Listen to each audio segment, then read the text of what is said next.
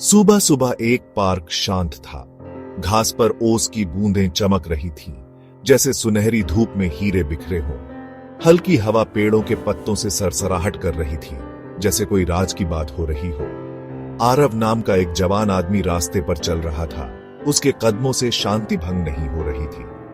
हर सुबह आरव पार्क में सुकून ढूंढता था। चिड़ियों की चहचहाहट, पत्तों की सरसराहट, बजरी की आवाज, ये सब उसे अच्छा लगता था। पार्क उसका अपना अड्डा था, जहां वो दुनिया की भागम भाग से दूर रोजमर्रा की जिंदगी की खूबसूरती में खो जाता था। पर आज कुछ अलग ही रौनक थी। हवा में जैसे कुछ जादू घुला था, जैसे कुछ अद्भुत होने वाला हो। आरव अपने ख्यालों में खोया हुआ था। उसका ध्यान आगे के रास्ते पर था। उसे अपनी दिनचर्या और छोटी छोटी खुशियों से प्यार था। उसे क्या पता था कि उसकी दुनिया जल्द ही नीले रंग और पुरानी किताबों और चाय की खुशबू से महकने वाली है। आरव की नजर एक चटक नीले रंग पर पड़ी। बरगद के पेड़ के नीचे एक औरत किताब पराच रही थी। उसकी साड़ी एक दमदार नीले रंग की उसके चारों ओर पानी की तरह बह रही थी। वो अपनी किताब में खोई हुई थी। उसके चेहरे को उसके काले घुंघराले बालों ने घेरा हुआ था। आरव ने उसे पहले कभी नहीं देखा था। पार्क का यह हिस्सा उसका अपना था, एक राज जो उसने सिर्फ चिड़ियों और गिलहरियों के साथ बांटा था। वो हिचकिचाया। उसे समझ नहीं आ रहा था कि उसे दखलंदाजी करनी चाहिए या नहीं। मानो उसकी नजरों को भांपकर औरत ने ऊपर देखा। उसकी आंखें गहरी और भावपूर्ण आरव से मिली। उसने मुस्कुराते हुए उसे इशारा किया, जिससे आरव की झिझक दूर हो गई। वो खुद को उसकी ओर खींचता हुआ पा रहा था। उसकी शांत शक्ति और उसकी आंखों में छाए हुए दुख ने उसे मोहित कर लिया था। हिम्मत जुटाकर वो उसके पास गया। उसका दिल जोरों से धड़क रहा था।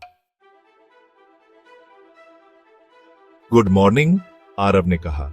उसकी आवाज फुसफुसाहट से थोड़ी ही ऊंची थी। औरत फिर मुस्कुराई। इस बार उसकी मुस्कान ज्यादा चमकीली थी। गुड मॉर्निंग, उसने जवाब दिया। उसकी आवाज धीमी और मधुर थी। बहुत खूबसूरत दिन है ना? आरव ने सिर हिलाया। उसकी आंखों की गर्माहट ने उसे अपनी ओर खींच लिया था। उसने उसके हाथ में रखी किताब की ओर इशारा किया। क्या पढ़ रही हो? उसने पूछा।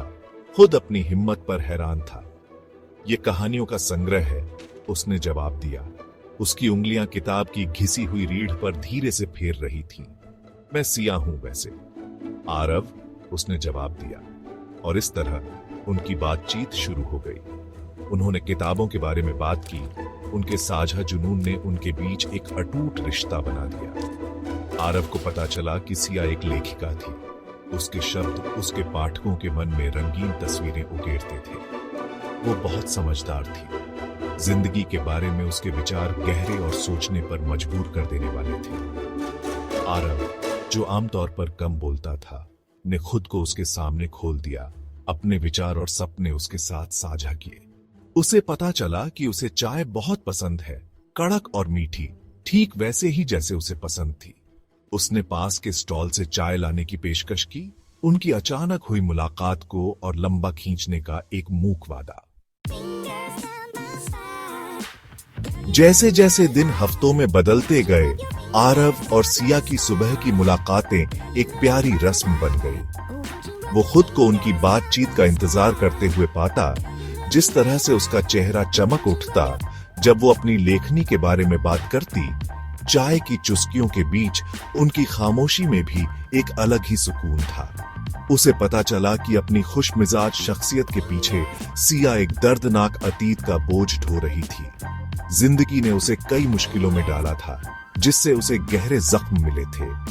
फिर भी वो हर दिन एक ऐसे जज्बे के साथ का सामना करती थी जो आरव को प्रेरणादायक और दिल दहला देने वाला लगता था। वो उसका दर्द कम करना चाहता था, तूफान में उसका सहारा बनना चाहता था। हर गुजरते दिन के साथ सिया के लिए उसकी भावनाएं गहरी होती गई, प्यार में बदलती गई, जो इतना ही कोमल था जितना गहरा। एक दिन सिया ने आरव को अपने सपने के बारे में बताया। एक ऐसा उपन्यास लिखने का जो लाखों लोगों के दिलों को छू जाए। उसने खुद पर शक करने और इस डर के बारे में बात की कि कहीं उसका अतीत उसे पीछे न खींच ले। आरव ध्यान से सुनता रहा। उसका दिल उसके लिए दुख से भर गया। जब वो बोल चुकी तो उसने उसका हाथ अपने हाथ में ले लिया। उसका स्पर्श उसकी भावनाओं की गहराई को बयां कर रहा था। सिया, उसने कहा। उसकी आवाज दृढ़ विश्वास से भरी हुई थी।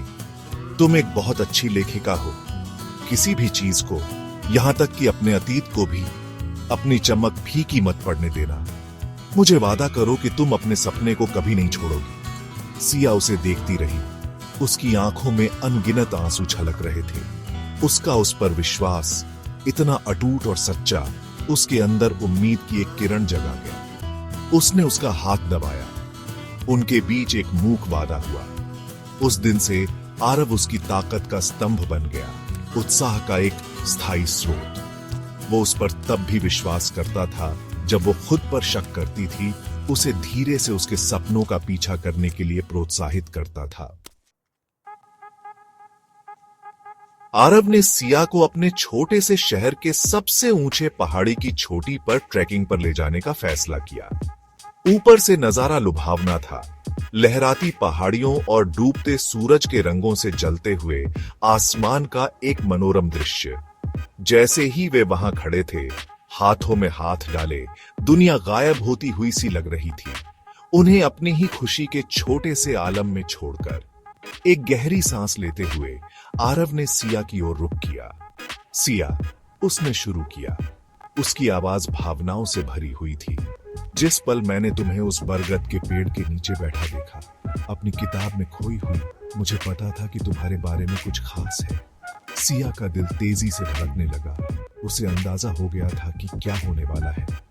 आरव, उसने धीरे से कहा। उसकी आवाज भीतर ही भीतर घुट गई। सिया, आरव ने जारी रखा।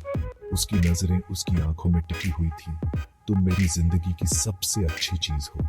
तुम मेरी जिंदगी में रंग लेकर आई हो, इसे हंसी और प्यार से भर दिया है। सिया, क्या तुम मुझे अपनी पत्नी बनने का अविश्वसनीय सम्मान दोगी? सिया की आंखों में आंसू आ गए। उसने उसे देखा। उसका दिल प्यार से भर गया।